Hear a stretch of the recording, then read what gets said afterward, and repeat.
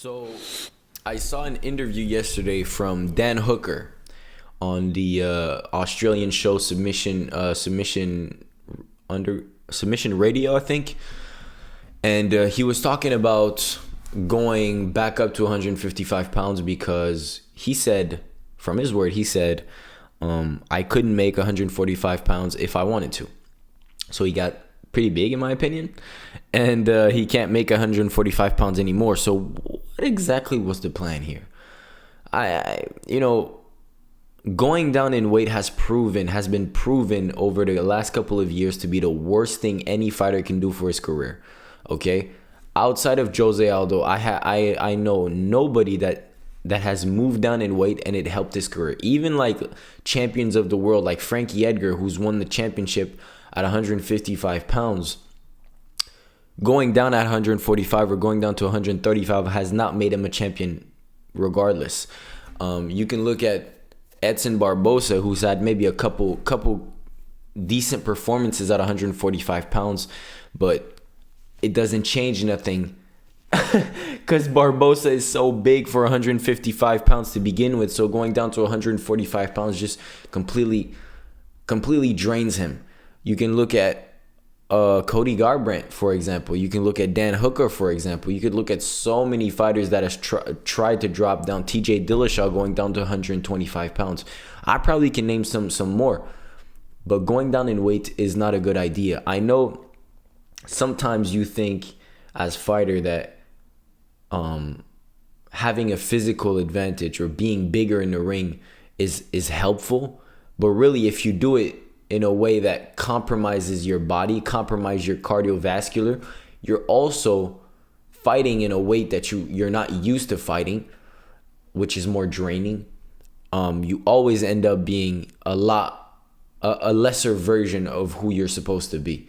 Do you know what I mean? And I think that's why, like, although let's take for example Colby Covington. Colby Covington is not a very big welterweight. You know what I mean? You can just see it in his frame. He's small, he's skinny, he's not super tall, but he probably could make 155 if he tries to. In my opinion, he could probably make 155, but he decides to fight at 170 pounds because it's closer to his weight, because he doesn't need to cut that much weight. And I think it's so favorable for him right now and long term into his career, because he just fights a lot closer to his natural weight, which makes him the fighter that he wants to be. When he trains, when he's just in regular mode, the skills and attributes that he has, he keeps them on fight night, because he doesn't cut like 45 pounds all the way to, a weight that he never walks up, he's never close to.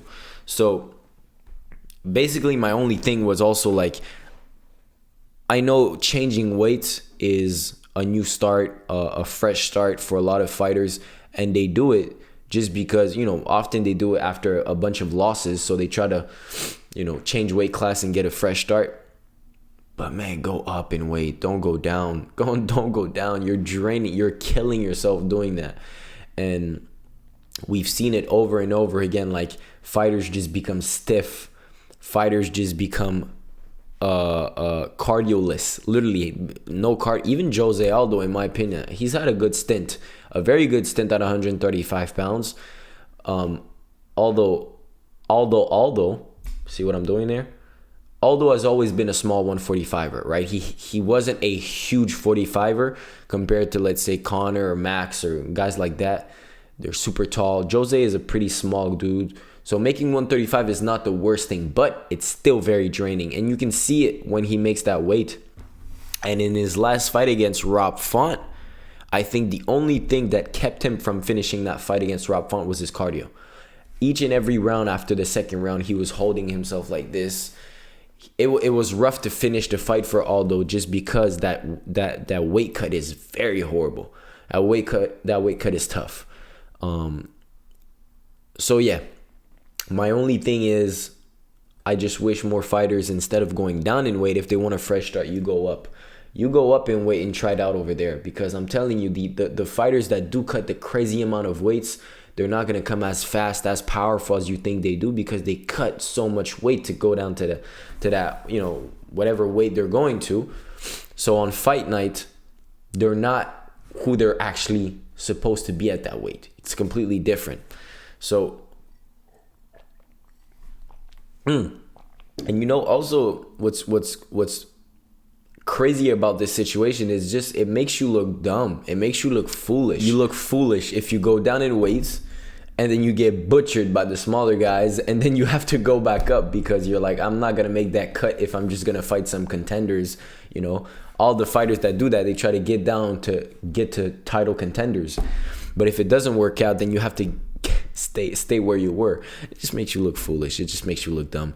So going down in weight has been proven over the recent years to be the worst thing a UFC or MMA fighter could do for his career, and I hope there's less of it. There's really less of it. But I would really love to hear your thoughts on this. Like, what do you think? Should MMA fighters, is it a good idea for MMA fighters to go down in weight knowing you probably cannot make that weight more than 2-3 times? That's stupid. That's stupid. That's stupid. You look foolish. But anyways,